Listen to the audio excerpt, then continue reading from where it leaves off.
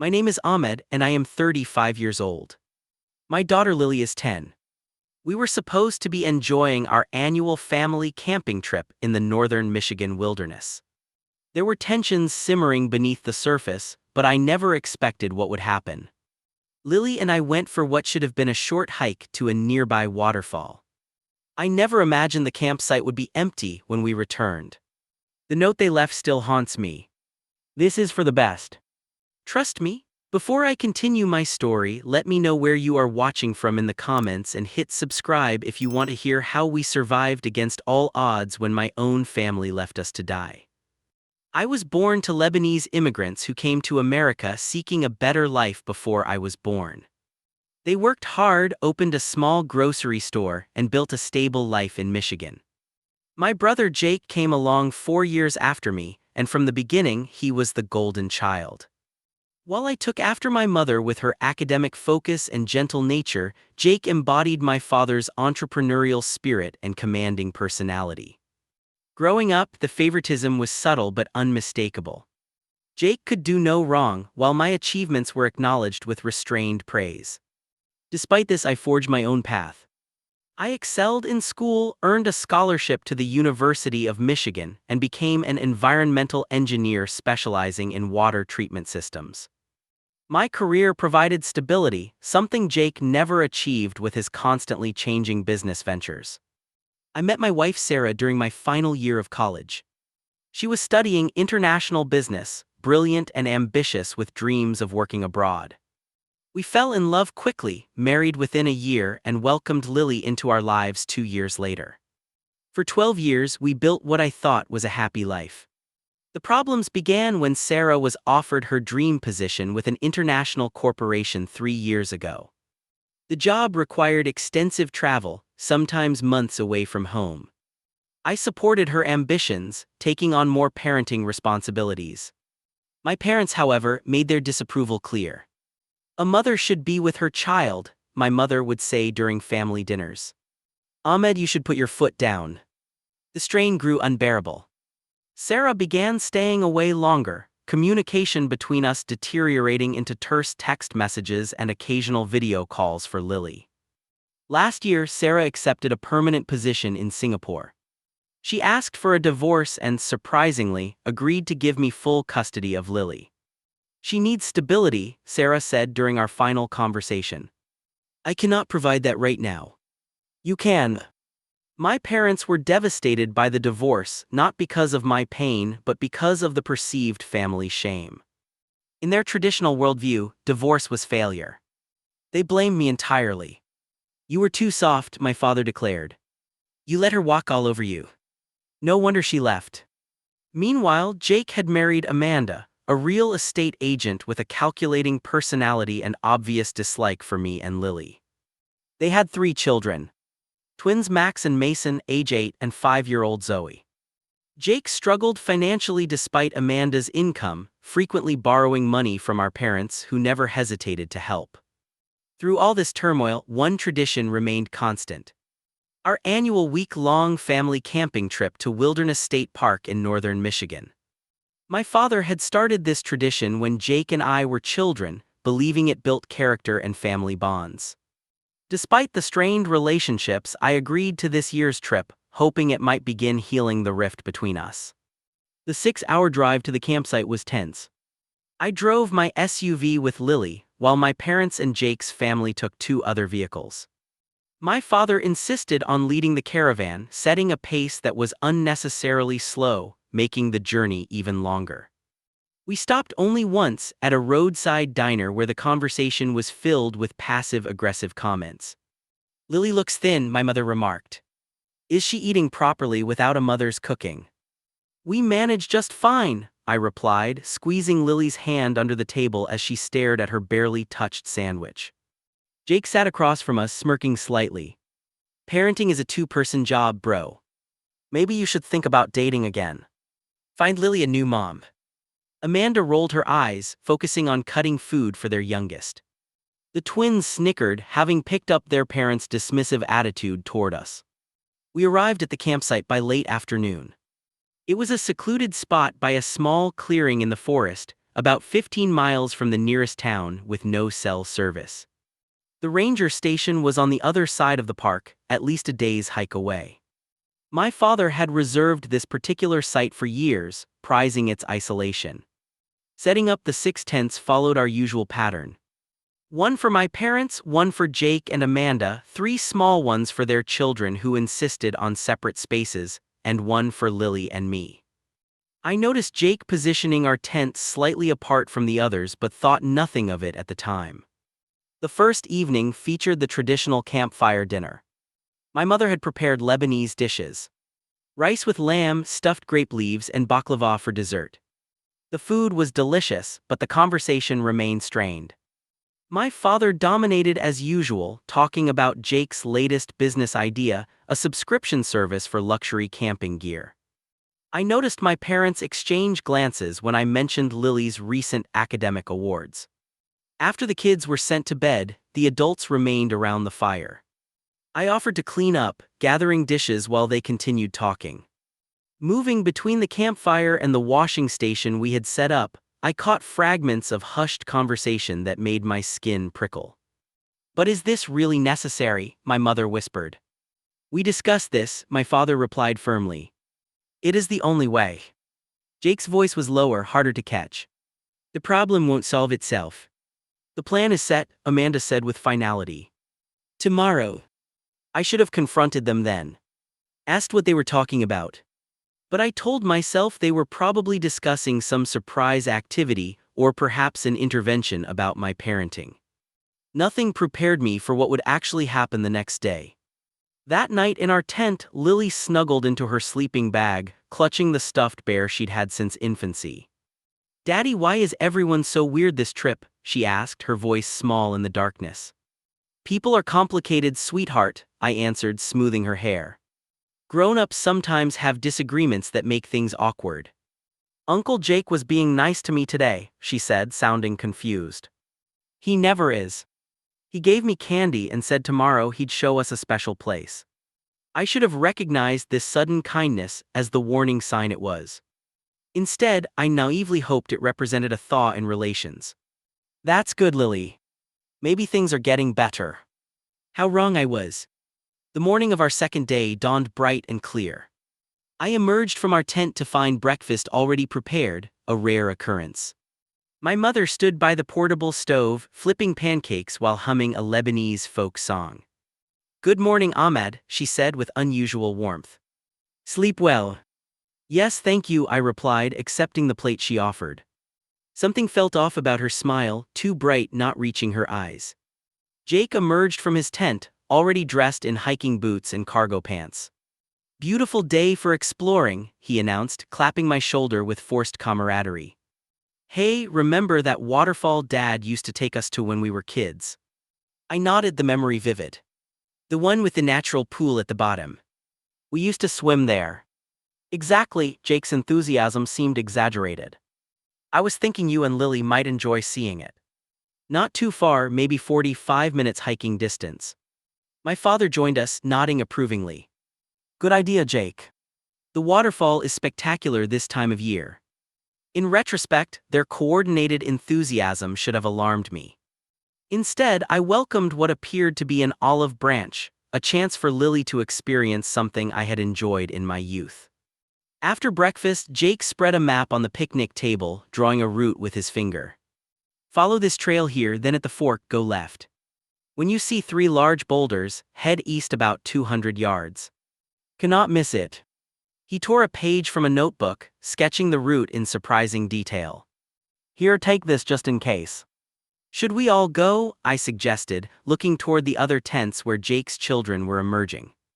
"The twins have swimming lessons with Amanda by the lake," Jake replied smoothly. "And Zoe gets tired easily. Better if just you and Lily go. Make it special father-daughter time." My mother packed us a small backpack with water bottles and trail mix. "Do not rush back," she said, hugging Lily with unusual intensity. "Take your time enjoying the waterfall." My father checked his watch. "If you leave now, you will be back by lunch." I helped Lily into her small purple backpack, which contained her water bottle, the stuffed bear she insisted on bringing everywhere, and a coloring book for quiet moments. I took my own daypack with water, trail mix, my pocket knife, and a lighter standard items for short hikes. As we set off, I glanced back to see my entire family standing in a line, watching us go. My mother raised her hand in farewell, and I could have sworn I saw tears in her eyes. Jake had his arm around Amanda, who was smiling slightly. My father stood straight-backed, expressionless. "Wave goodbye, Lily," I said, raising my own hand. Lily waved enthusiastically. "Bye, Grandma. Bye, Grandpa. Bye, Uncle Jake and Aunt Amanda. See you soon." The forest trail was dappled with morning sunlight, peaceful and alive with the sounds of birds and rustling leaves. Lily skipped ahead occasionally, pointing out wildflowers and interesting stones. Her excitement was contagious, and for a while I forgot the tensions of the previous day. "Daddy, look at these purple flowers. Can I pick one?" "Just one, sweetheart. We should leave most of them for others to enjoy." She carefully selected a violet bellflower, tucking it behind her ear. "Do I look like a forest fairy?" "The prettiest forest fairy ever," I laughed, snapping a photo with my phone, not knowing it would be one of the last batteries would allow before dying in the coming days. About 30 minutes in, we reached the fork Jake had mentioned. Following his instructions, we took the left path, but after another 20 minutes we had not encountered the 3 boulders he described. The trail became less defined, and I began to wonder if we had misunderstood the directions. "I think we might have taken a wrong turn," I told Lily, consulting Jake's hand-drawn map. "The boulders should have been here." "Are we lost?" Lily asked, her voice small. "No, just exploring," I reassured her. "Let us backtrack a bit." We returned to the fork and tried again, this time veering slightly more to the east through a less defined path. After another 15 minutes, we finally spotted the 3 large boulders Jake had described. Relief washed over me. "See? We found them. The waterfall should be just ahead." Following the sound of rushing water, we pushed through dense underbrush until suddenly, the forest opened to reveal a stunning sight. A waterfall cascading about 30 feet down a rock face into a clear pool below. Sunlight created rainbows in the mist, just as I remembered from childhood. "Wow," Lily gasped, her eyes wide. "It is like magic." We sat on a flat rock by the pool's edge, sharing the trail mix and watching the hypnotic flow of water.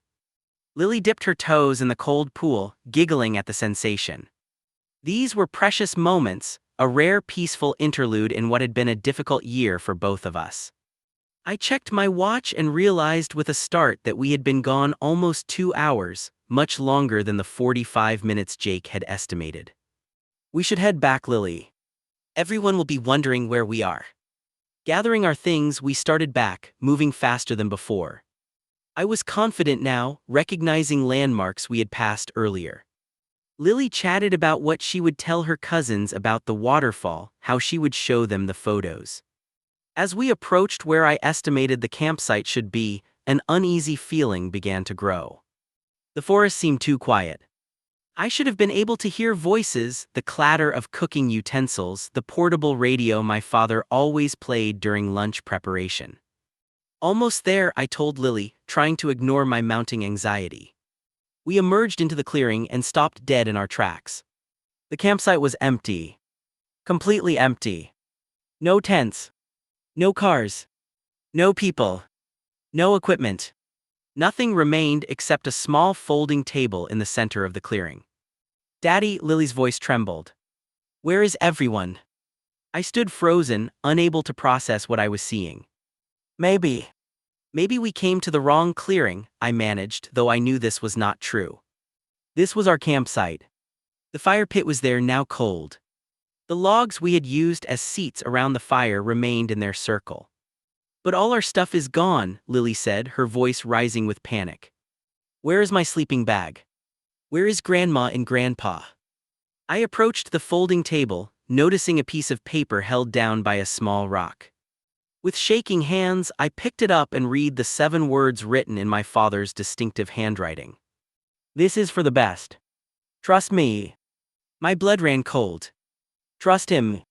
They had abandoned us in the wilderness, 15 miles from the nearest town, with no camping equipment, minimal supplies, and no transportation. And they wanted me to trust them. "Daddy, what does it say?" Lily asked, coming to stand beside me. I quickly folded the note and shoved it in my pocket. They had to leave suddenly," I lied, unwilling to reveal the betrayal to my daughter. "There must have been an emergency." "But they took all our stuff," Lily said, her lower lip trembling. "Even my sleeping bag and my clothes." "Why would they do that?" I pulled out my phone, desperately hoping for a signal. Nothing. We were in a dead zone, as I had known we would be. My father chose this spot partly because it was completely disconnected from the outside world. "Did they leave us food?" Lily asked, looking around hopefully. "I am sure they left supplies somewhere," I said, beginning to search the perimeter of the clearing. But I found nothing. No cache of food or equipment. No note with further explanation. Nothing but empty forest. As the reality of our situation sank in, I struggled to maintain a calm exterior for Lily's sake. Inside, my mind raced with questions and growing panic. Why would my own family do this? Was this some twisted attempt to punish me for the divorce? Or something more sinister? My father's words from months ago echoed in my mind. "You have disappointed this family for the last time." I looked at Lily, who was now sitting on a log, clutching her backpack to her chest, tears streaming down her face. The sun was already beginning its descent. We had at most 4 hours of daylight left, and we were alone in the wilderness with minimal supplies, no shelter, and no way to call for help. "Are we going to die here, Daddy?" Lily whispered. I knelt before her, taking her small hands in mine. "No, sweetheart. We are not going to die. I promise you. This is just a misunderstanding. We will figure this out." But as I spoke the reassuring words, I was calculating our odds of survival, and they were not good. As darkness approached on that first night, I fought rising panic while trying to create some semblance of shelter. Using branches fallen from surrounding trees and large leaves, I constructed a crude lean-to against a large pine. "Will this keep us warm, Daddy?" Lily asked, her voice small and frightened. "It will help," I told her, forcing confidence into my tone. "And we will sleep close together for extra warmth." The temperature dropped considerably after sunset. Lily shivered against me despite wearing both our light jackets layered over her t-shirt. I held her close, rubbing her arms to generate heat, my mind churning with thoughts I dared not speak aloud. Why would my family do this? The question repeated endlessly as I stared into the darkness. Was this Jake's revenge for some perceived childhood slight? My parents' extreme punishment for the divorce they blamed me for? I flashed back to childhood incidents. Jake convincing me to take blame for a broken window, Jake telling teachers I had cheated when he was the culprit, Jake convincing our parents I was lying when I was telling the truth. But this was different. This was potentially fatal. They had left a 10-year-old child in the wilderness with minimal supplies. My own daughter. Their granddaughter and niece. "Are they coming back tomorrow?" Lily whispered, interrupting my thoughts. I hesitated, unwilling to crush her hope, yet needing to prepare her for reality. "I do not know, sweetheart. But we should plan as if they are not, just to be safe." She was silent for a long moment. "Why would they leave us? Did we do something wrong?" My heart clenched. "No, Lily. You did nothing wrong. Never think that." I kissed the top of her head. "Sometimes adults make very bad decisions. This is not about you." Eventually, Lily drifted into fitful sleep while I remained awake, listening to every forest sound, jumping at every crack of branches or rustle of leaves. In those dark hours, my emotions cycled through disbelief, confusion, anger, and finally, a cold resolve. If we survived this, and when I found my family, there would be a reckoning. Dawn brought clear skies and the sobering task of assessing our situation. I emptied both backpacks, cataloging our meager resources. 2 water bottles about half full. A small bag of trail mix. My pocket knife. A lighter. Lily's stuffed bear. Her coloring book and crayons. Not enough to survive more than a day or two.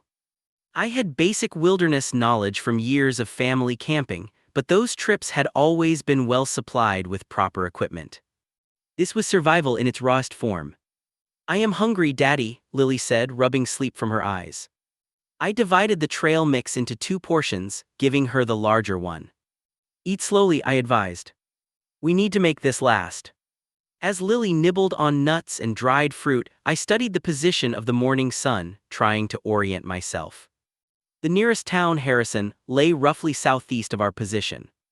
If we could find the main trail and follow it, we might reach civilization within a day or 2 of hard hiking. We are going to walk today, I told Lily. We are going to find our way back to town. Can I bring Barry? She asked, clutching her stuffed animal. Of course, I smiled, helping her place it carefully in her backpack. Barry is part of our team now.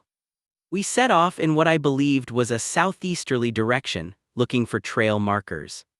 The forest was dense, sunlight filtering through the canopy in dappled patterns. I tried to maintain a confident demeanor for Lily's sake, but with each passing hour without finding a marked trail, my confidence wavered. By midday, Lily was flagging. Her normally boundless energy diminished by hunger, stress, and the difficult terrain. When she stumbled over a root for the 3rd time, I called for a rest. My tummy hurts, she complained as we sat on a fallen log. And I am so thirsty. Our water was dangerously low.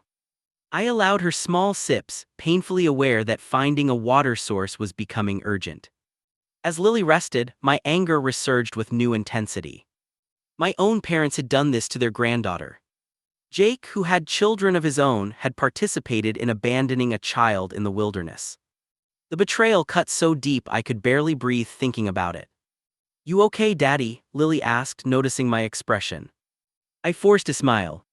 Just thinking about which way to go next. By late afternoon, Lily developed a slight fever. Her forehead felt warm to the touch, and her cheeks flushed pink. Dehydration was setting in. We had to find water. Just a little farther, I encouraged, though I had no idea if we were heading in the right direction anymore. The forest all looked the same, endless trees stretching in every direction. When Lily began stumbling again, I hoisted her onto my back. She was light for her age, but carrying her through rough terrain quickly sapped my strength. Still, I pushed on, desperate to find help before her condition worsened. Night approached with no sign of trails, roads, or water. We had found no trail markers, which made me wonder if we had been walking in circles. As darkness fell, we sheltered in the hollow of a massive fallen tree, its interior offering slight protection from the elements. That night, rain began to fall. At first, a gentle patter on leaves, then a steady downpour that found its way through every crack in our makeshift shelter. We huddled together, soaked and shivering.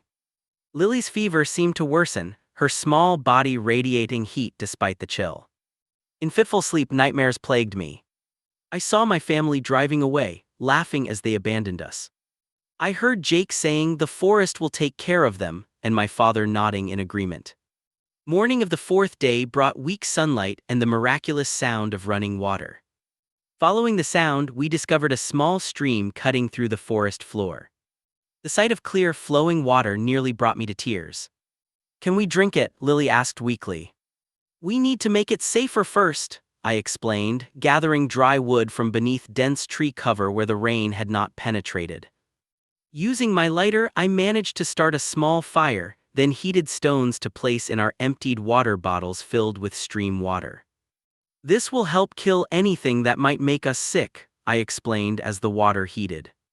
It was not perfect, but it was better than nothing. While waiting for the water to cool, I fashioned a crude fishing spear from a straight branch, sharpened with my pocket knife.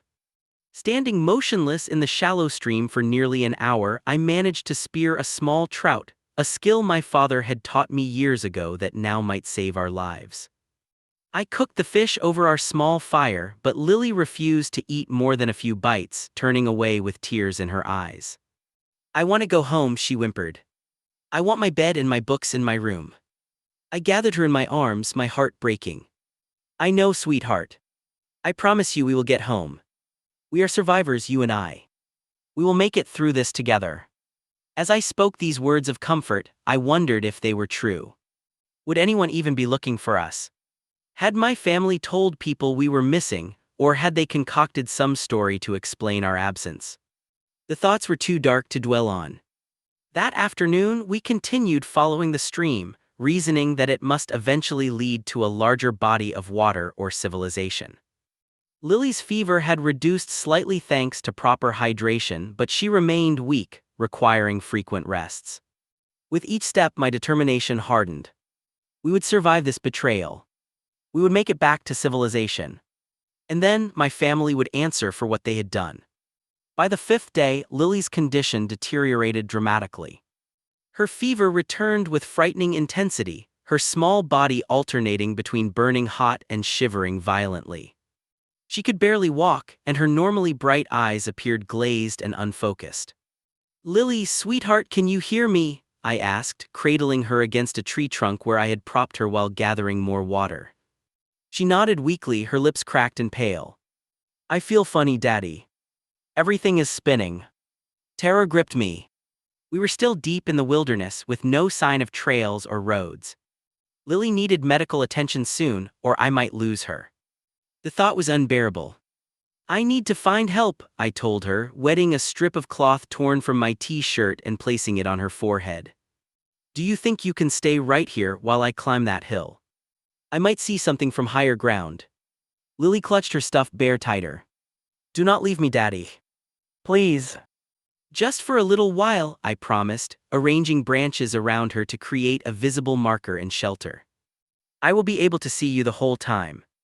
And Barry will protect you." Reluctantly she nodded, too weak to argue further. I climbed the nearby hill, pushing through underbrush and scrambling over rocks.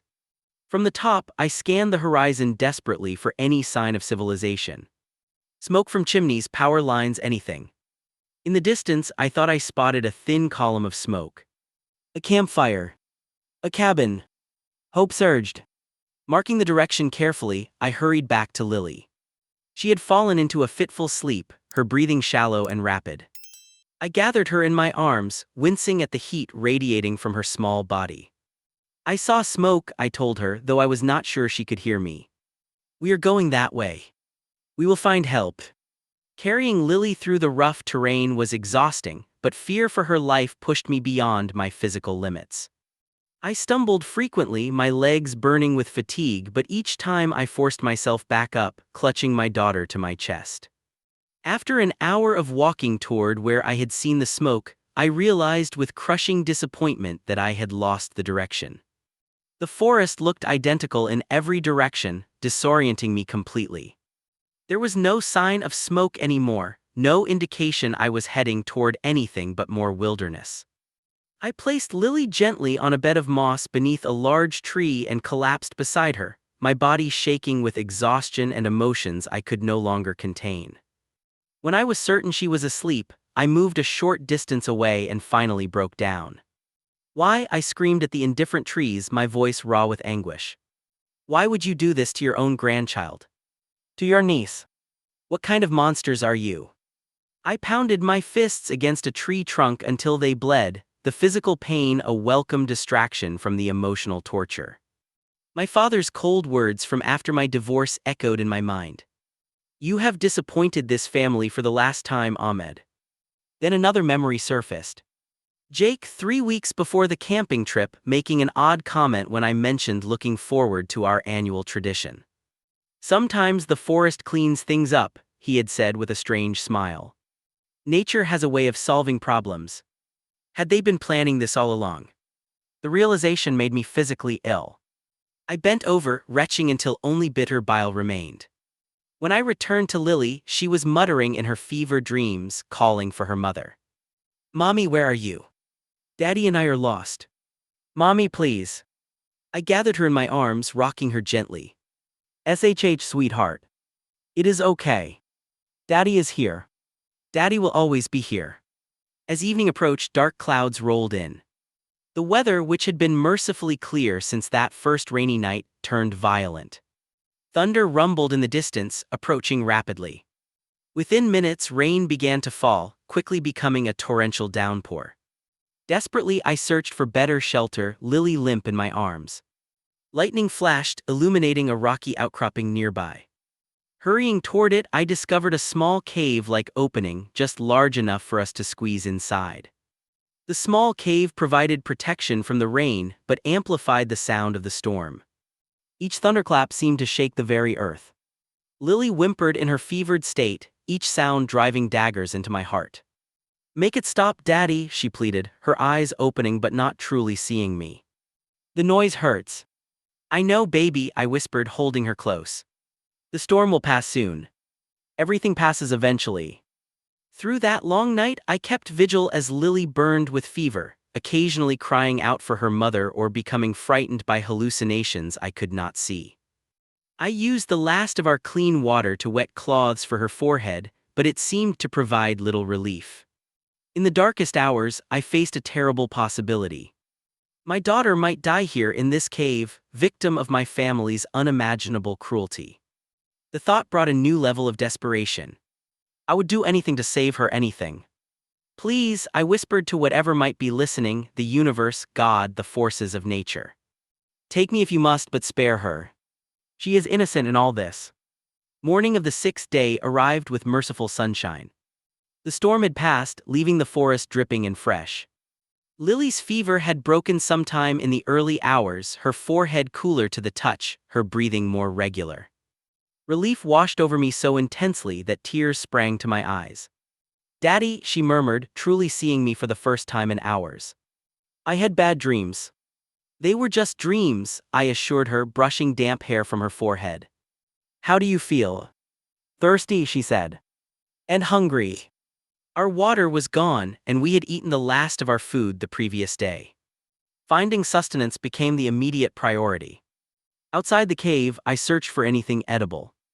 Remembering a book on foraging I had read years ago, I identified raspberry bushes growing nearby, their fruit ripe and glistening with raindrops. I gathered handfuls, bringing them back to Lily. "Little forest jewels," I called them, trying to make the situation feel like an adventure rather than a desperate fight for survival. She ate slowly, color gradually returning to her cheeks. I collected water from leaves, showing Lily how to carefully drink from them. "You are like a forest wizard," she said, managing a small smile that lifted my spirits immeasurably. Later that day, I created a tea from pine needles, recalling they contained vitamin C that might help Lily recover. She wrinkled her nose at the bitter taste but drank it when I explained it was forest medicine. As Lily regained some strength, I tried to determine our location. The stream we had been following was nowhere in sight, which meant we had veered off course during my desperate search for help. Without the sun visible through the thick canopy, I had no reliable way to navigate. I climbed another tall tree, ignoring the pain in my injured hands and the exhaustion weighing down my limbs. From this vantage point, I realized with crushing disappointment that the landmarks looked familiar. We had been walking in circles for days. Returning to Lily, I did not share this devastating news. Instead, I focused on immediate needs. Building a better shelter near our cave, finding more food, collecting water. As I worked, dark thoughts of revenge filled my mind. This abandonment could not have been spontaneous. My family must have planned it for months. The extra friendliness, Jake's detailed map leading us away from camp, the coordinated story about an emergency. They had intended to leave us here to die, to solve the problem I apparently represented. By the 7th day, Lily had improved enough to sit up and talk, though she remained weak. We had established a small camp with a lean-to shelter, a fire pit, and a system for collecting rainwater in large leaves. "Daddy," she asked as we sat by our small fire that evening, "why would Grandma and Grandpa want us to die?" The directness of her question stunned me. I had tried to shield her from this harsh reality, but she was perceptive enough to understand what had happened. After a moment of consideration, I decided she deserved honesty, tailored to her age. "I do not think they wanted us to die exactly," I began carefully. "I think they wanted to teach me a lesson, to punish me for things they think I did wrong. Like divorcing your mother." "But that was not your fault," Lily protested. "Mom wanted to move away." "I know, sweetheart. But sometimes people see what they want to see." They ignore the truth because it does not fit what they believe. Lily was quiet for a long moment, processing this. Uncle Jake never liked us much. He was always mean to you, even when you were nice to him. Her perception surprised me. I had thought I had hidden the family tensions from her. And now we are stuck here, she continued, her voice small but surprisingly steady. But we are not going to die, right, Daddy? We will show them we are stronger. Her words sparked something in me, a renewed determination. That is exactly right, I said, squeezing her hand. We are survivors, you and me. And we are going to find our way home. That night I formulated a new strategy. The stream we had followed earlier must flow downhill toward larger bodies of water. If we could find it again and follow it consistently downward, it should eventually lead us to civilization.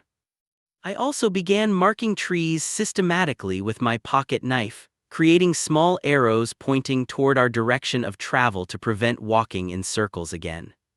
Using the stars visible through breaks in the canopy, I established a more reliable sense of direction. The North Star became our guide, helping maintain our course when daylight navigation proved difficult. With these new systems in place and Lily's health improving, I allowed myself a small measure of hope. We would survive this betrayal. We would find our way back. And my family would answer for what they had done. The morning of our 8th day in the wilderness dawned clear and surprisingly cool. Lily's fever had fully broken, and though she remained weaker than normal, her spirits had lifted considerably. She had taken to naming the birds we spotted, creating elaborate backstories for each one.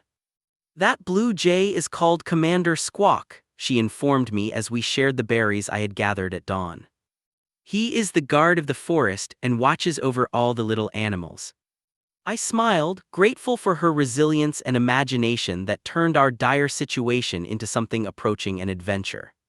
Children adapt in ways adults cannot, finding wonder even in hardship. Lily, I have a plan today, I said, finishing the last of my berries. I am going to climb the tallest tree I can find to try to see where we are. Maybe I can spot the lake or the ranger station. She nodded seriously. Like a lookout in a crow's nest on a pirate ship. Exactly, I agreed. And you will be my first mate, keeping watch on the ground. After fashioning a crude spear for protection and leaving Lily safely at our camp with strict instructions not to wander, I identified the tallest pine in the vicinity. Its lowest branches were still a good 10 feet off the ground, presenting the first challenge. Taking a running start, I leaped as high as I could, catching the lowest branch and pulling myself up with arms that had grown surprisingly strong over our ordeal. From there, I climbed steadily, ignoring scratches from the rough bark and the sticky sap that covered my hands. Near the top, the trunk narrowed dangerously, swaying in the breeze. I stopped, clinging tightly, and surveyed the vast expanse of forest spreading in all directions. For a moment, despair threatened to overwhelm me again until my eye caught a glimmer in the distance, perhaps 3 or 4 miles southwest of our position. Water reflecting the morning sunlight. A lake sizable enough to be visible even from this distance. My heart raced with renewed hope. The main lake of the state park had a ranger station on its eastern shore. If this was that lake, help would be there. I descended as quickly as safety allowed, excitement giving me new energy. Lily waited below, her face upturned anxiously. Did you see anything, Daddy? I did, I told her, lifting her into a hug that made her giggle. I saw a lake not too far from here. And where there is a lake, there might be people who can help us. We broke camp immediately, gathering our few possessions. I fashioned a better walking stick for myself from a straight branch and a smaller one for Lily. The tools helped tremendously with navigating the uneven terrain and pushing through underbrush. As we walked, I began teaching Lily survival skills, partly to keep her engaged and partly to prepare her should anything happen to me. See these mushrooms? I pointed to orange fungi growing on a fallen log. These are chanterelles. They are safe to eat. But those, I indicated similar-looking mushrooms nearby, have subtle differences. The gills are different and the color is slightly off. Those could make you very sick. Lily absorbed everything eagerly. How do you know all this, Daddy? I read a lot, I explained. And when I was younger, your grandfather actually taught me about identifying plants and mushrooms. Ironic, is it not? The bitterness in my voice was unmistakable. Daddy, Lily said after a moment of silence, why would Grandma and Grandpa want us to die? I still do not understand. The question had haunted me for days. I had avoided a direct answer earlier, but Lily deserved honesty. I believe they thought I was an unfit father, I said carefully. After your mother left, they blamed me entirely. They probably convinced themselves that you would be better off without me, maybe even planned to tell people we got lost accidentally while hiking. But that is so mean, Lily said, her face scrunching in confusion. And what about me? Did they not care what happened to me? The innocent question struck deep. How could they justify endangering a child? I think they stopped seeing clearly, I told her. When people convince themselves they are right, they can justify terrible actions. They probably told themselves you would be fine, that someone would find you quickly. Well, they were wrong, Lily declared with surprising firmness. We will show them we are stronger than they think. Right, Daddy? Her words filled me with pride and determination. Absolutely right. We will not just survive, we will thrive. Throughout the day, I developed a system for marking trees to avoid walking in circles again. Using my pocket knife, I carved small arrows pointing in our direction of travel. Every 100 steps, I carved another, creating a trail we could follow back if needed. The journey toward the lake was arduous. Twice we had to detour around dense thickets too thick to push through. By mid-afternoon, Lily was flagging again, her initial energy depleted. Just a little farther, I encouraged, though I had no idea how much longer the journey would take. Let us play a game. Spot something red and you get a point. First to 5 points wins. The simple game revitalized her, sending her scanning the forest floor for berries, unusual leaves, or flowers. These small distractions helped pass the hours of walking. As the sun began its descent, I started looking for a suitable camping spot when Lily suddenly froze. Daddy, look, she whispered, pointing ahead. At first I saw nothing unusual, just more trees and underbrush. Then I noticed what had caught her attention. A footprint in a patch of mud. A human footprint, not our own. Someone else has been here, I said, hope surging through me. And recently, the mud has not dried completely. We began finding more signs of human presence. A candy wrapper caught on a bush, another set of footprints, and most encouragingly, what appeared to be a crude trail forming through the underbrush. Following these signs, we pushed forward with renewed energy until, just as twilight was settling over the forest, we spotted a structure through the trees. A small cabin with a metal roof reflecting the last rays of sunlight. A house, Lily exclaimed, starting to run forward. Wait, I cautioned, holding her back. Let us approach carefully. We do not know who might be there. We crept closer, but the cabin showed no signs of current occupation. No smoke from the chimney, no lights in the windows. The small porch was weathered, leaves piled in corners. Hello, I called out, approaching slowly. Is anyone there? We need help. No response. After circling the cabin and finding no occupants, I tried the door. It was locked, but a window on the side had a broken latch. With Lily's help, I managed to slide it open and climb inside, then helped her follow. The interior was dusty but intact. A single room with basic furnishings. A table, 2 chairs, a small wood stove, and a narrow bed with a bare mattress. Shelves along one wall held canned goods, their labels faded but still readable. A hunting cabin, probably used seasonally and currently abandoned. Are we going to stay here? Lily asked, looking around with wide eyes. Yes, I told her, relief washing over me. This is shelter, real shelter. And look, I pointed to the canned goods, food that will last us until we find more help. As Lily explored the cabin's corners, I discovered something even more valuable. An old emergency radio on a shelf near the bed. My hands trembled as I examined it, praying it might still work. The batteries were corroded, but the radio itself seemed intact.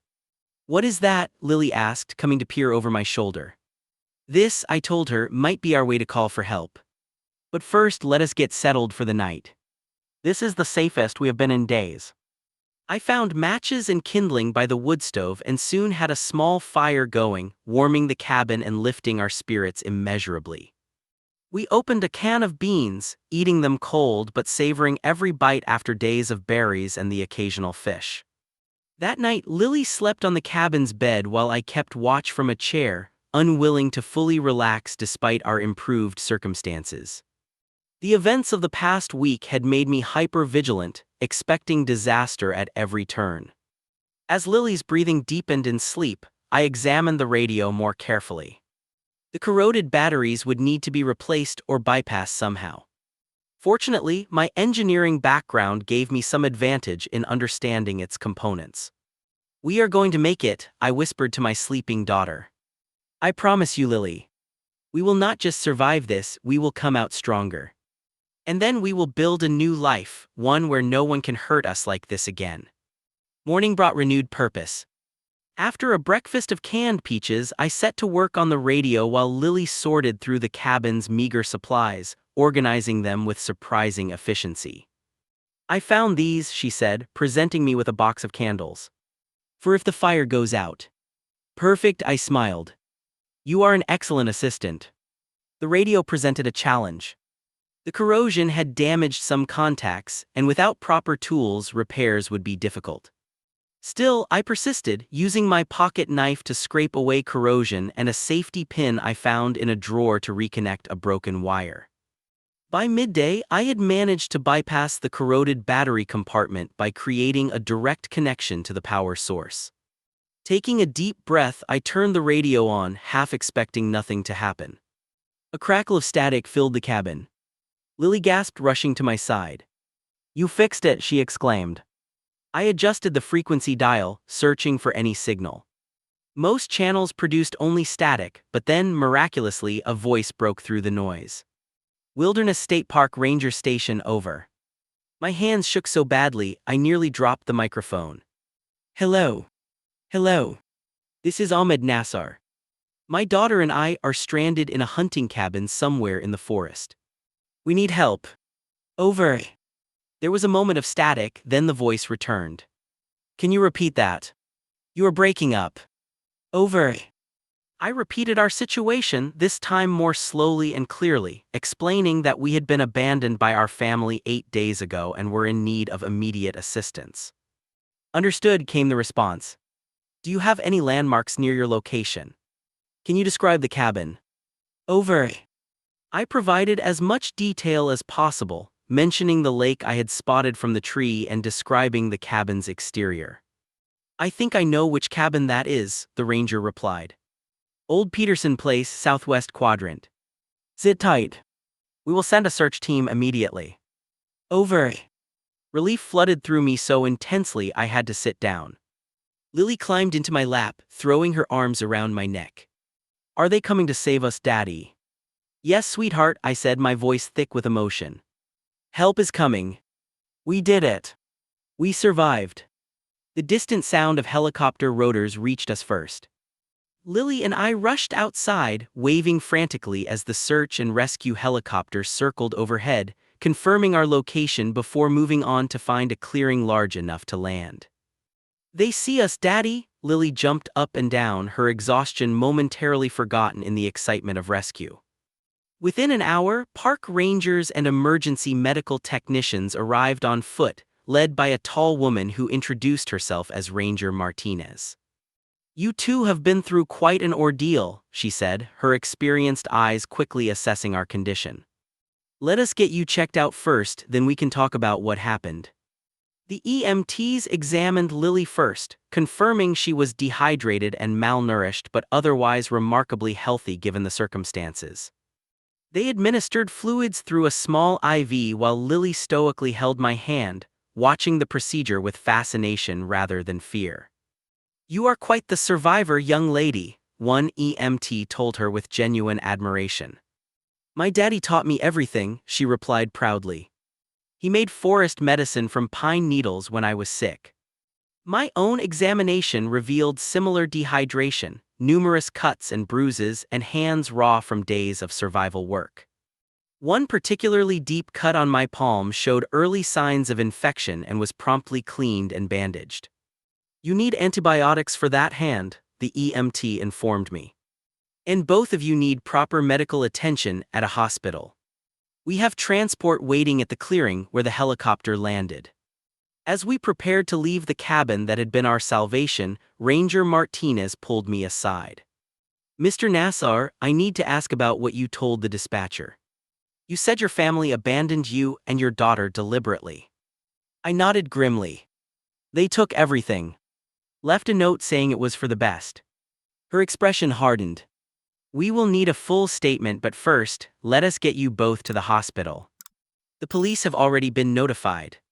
The journey to the clearing took nearly 40 minutes, but compared to our days of wandering lost, it felt remarkably swift. Lily rode on the shoulders of a young ranger who kept her entertained with stories of wildlife rescues, her laughter a balm to my battered spirit. At the hospital in Harrison, Lily and I were separated for the first time since our ordeal began, each undergoing more thorough examinations. The emergency room doctor treating me shook his head in disbelief when I explained what had happened. "In 20 years of emergency medicine, I have heard some stories, but this," he trailed off, checking my vital signs. "Your daughter is incredibly lucky to have had you with her. Many would not have survived even half that time in the wilderness with so few supplies." After being treated for dehydration, malnutrition, and the infected cut on my hand, I was reunited with Lily in a shared room.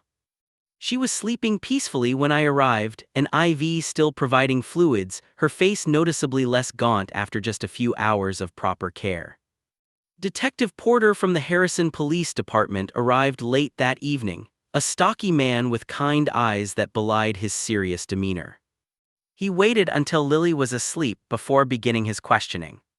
"I understand this is difficult, Mr. Nassar, but I need to hear exactly what happened," he said, notebook ready. I recounted everything, from the family tensions preceding the trip to the suspicious behavior the morning of our abandonment, the hike to the waterfall, and the discovery of the empty campsite with only the note left behind. "Do you still have the note?" he asked. I shook my head. "It was in my pocket for days, but with the rain and everything else, it disintegrated." "That is unfortunate but not critical," Porter assured me. "We have your statement, and we will be questioning your family members. Do you have any idea where they might be now?" "Our home is in Brighton," I told him. "My parents live there as well. My brother Jake and his family are in Farmington Hills." Porter nodded, making notes. "We will locate them. In the meantime, is there anyone we can call for you? Any other family or friends who could support you and Lily?" I thought for a moment. "Thomas Wilson, my friend from college. He lives in Detroit now." I provided his number, grateful that I had memorized it years ago. The next morning brought surprising news. My family had been located, and they had been telling people Lily and I had decided not to join the camping trip at all. My brother Jake had even posted on social media about a guys-only camping weekend, explaining our absence to mutual friends. "The premeditation here is disturbing," Detective Porter told me when he returned to take Lily's statement, carefully adapted for her age and conducted with a child psychologist present. "We have enough for multiple charges already." News of our ordeal had reached local media. By afternoon, reporters gathered outside the hospital, eager for what they were calling the wilderness abandonment story. I declined all interviews, focusing instead on Lily's recovery and my own. On the third day of our hospital stay, Thomas arrived, his familiar face a welcome sight after so much betrayal. "Ahmed, my God," he said, embracing me carefully to avoid the IV still in my arm. "I came as soon as I heard. This is insane. Your own family."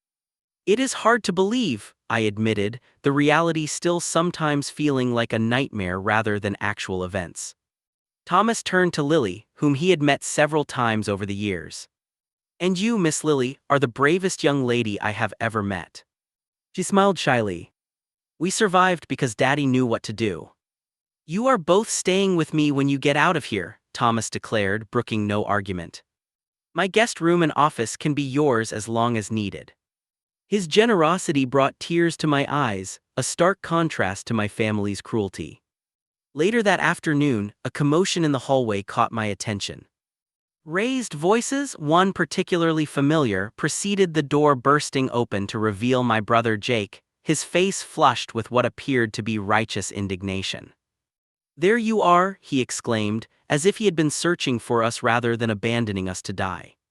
"Everyone has been so worried." Before I could respond, Detective Porter stepped into the room behind him. "Mr. Nassar, I told you that you could not see your brother without his consent." "This is a family matter," Jake insisted. "There has been a terrible misunderstanding." Rage rose within me, but I controlled it for Lily's sake. She had shrunk back against her pillows, eyes wide with fear at the sight of her uncle. "A misunderstanding," I repeated, my voice dangerously quiet. "You left a 10-year-old child in the wilderness with no supplies, no shelter, and no way to call for help. What exactly did I misunderstand about that?" Jake's composure cracked. He glanced nervously at Detective Porter, then back to me. "It was not supposed to happen like this. They were just going to take Lily to keep her safe from you. Just for a little while, to teach you a lesson about responsibility." His words confirmed my worst suspicions. "Take Lily? You mean kidnap my daughter?" No, Jake backpedaled. "Just. Mom and Dad thought you were an unfit father after the divorce. They wanted temporary custody, but they knew you would never agree. So they planned to abandon us in the wilderness instead." The absurdity of his explanation would have been laughable if it were not so horrifying. Jake's face crumpled. "It went too far. Dad insisted on leaving both of you. Said you would find your way back in a day or two, that you just needed to be taught a lesson. I never thought. You never thought we might die," I finished for him. "Your own niece." Detective Porter stepped forward. "I think that is enough, Mr. Nassar. Your brother needs to save his confession for the formal interview." As Jake was led away, he turned back once more. "Ahmed, please. It was a mistake. We were coming back for you the next day, but when we returned, you were already gone from the campsite. We thought you had found your way out." "Get him out of here," I told Porter, my voice shaking with suppressed rage. Later that evening, Thomas helped me understand the full legal situation. My parents had been arrested at their home, initially denying any knowledge of our whereabouts. My father had maintained their innocence until presented with evidence. Jake's wife Amanda had turned on the others, providing investigators with text messages discussing the plan in exchange for leniency. "They disabled your car and hid it nearby," Thomas explained, reading from notes he had taken during a conversation with Detective Porter. "They were planning to retrieve it after a day or two. Amanda claims she objected to leaving Lily, but was overruled by your father. The betrayal was so complete, so thorough, that it left me numb. These people were my family, my blood. They had watched me grow up, held Lily as an infant, shared holidays and celebrations. And they had left us to die. What happens now?" I asked, stroking Lily's hair as she slept beside me. "They will face serious charges," Thomas said. "Child endangerment at minimum, attempted murder potentially. Given the premeditation and abandonment of a minor, prison time is likely." I nodded, feeling no satisfaction, only a profound sadness mixed with determination. "I just want to protect Lily now. Make sure they can never hurt her again." "We will," Thomas promised. "You are not alone in this." Those words, simple but powerful, broke through the last of my emotional defenses. For the first time since our rescue, I allowed myself to truly weep, releasing days of terror, betrayal, and the tremendous burden of keeping Lily alive against impossible odds. As the tears subsided, a strange sense of peace replaced them. We had survived. We would continue to survive.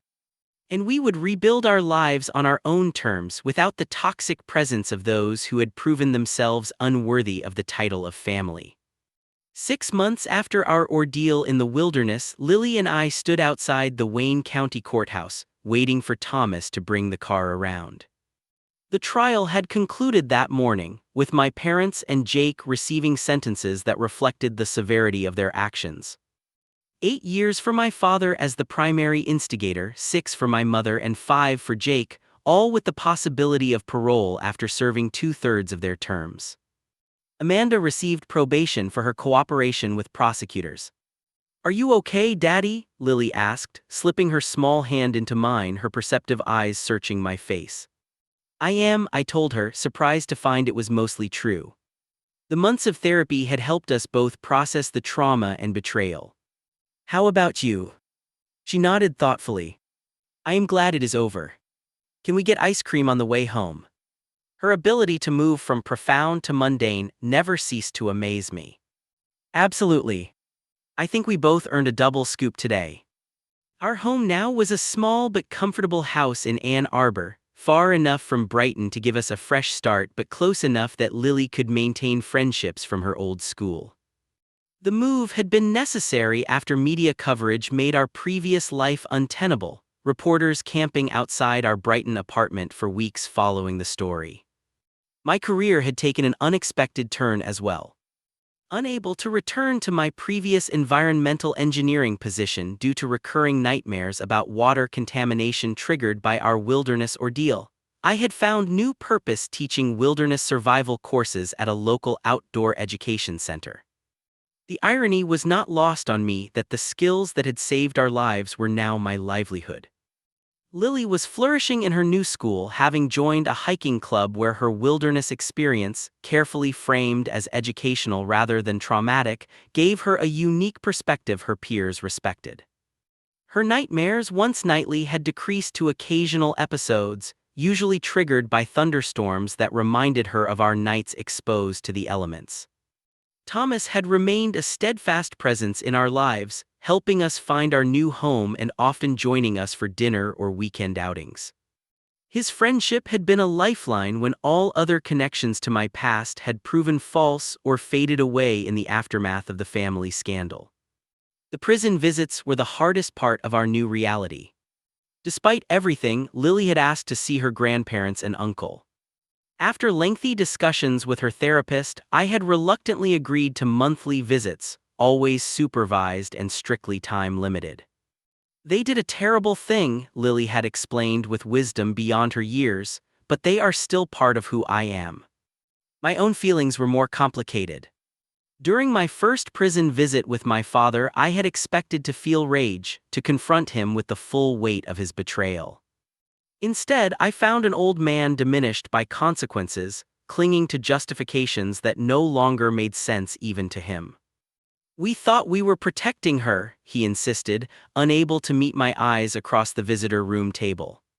"Your mother and I, we convinced ourselves you were not fit to raise her alone." "So you left her to die in the forest?" I asked, my voice level despite the painful memory. "That was your solution." He shook his head, eyes watering. "We were coming back the next day. We never meant for you to be lost for so long. When we returned and found the campsite empty, we thought you had found your way out. And instead of calling for help then, you pretended we were never there at all." He had no answer for that, the magnitude of their miscalculation and subsequent cover-up too enormous to justify.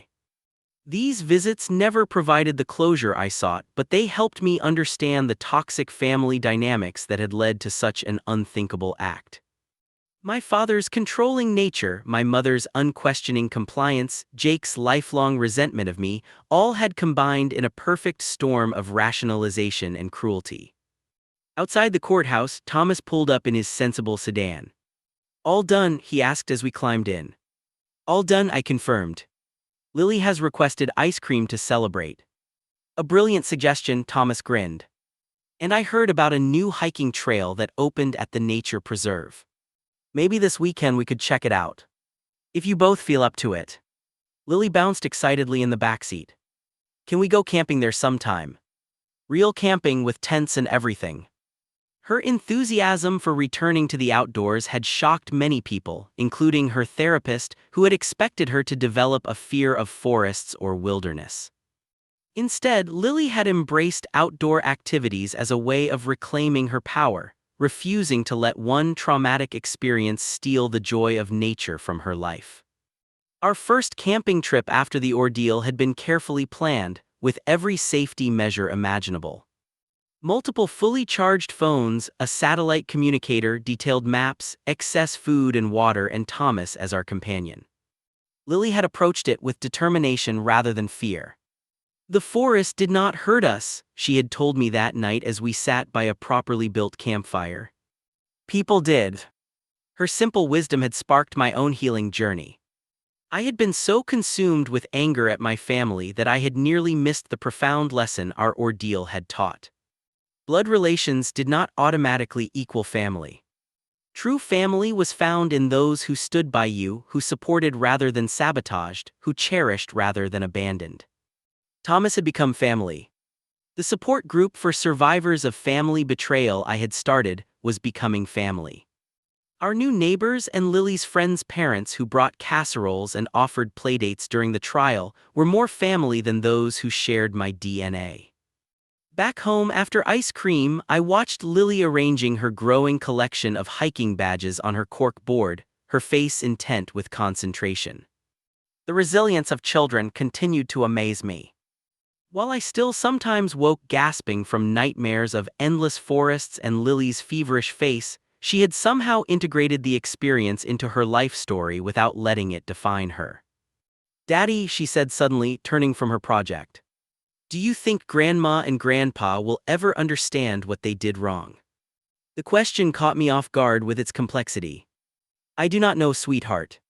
Some people find it very hard to admit when they have made terrible mistakes.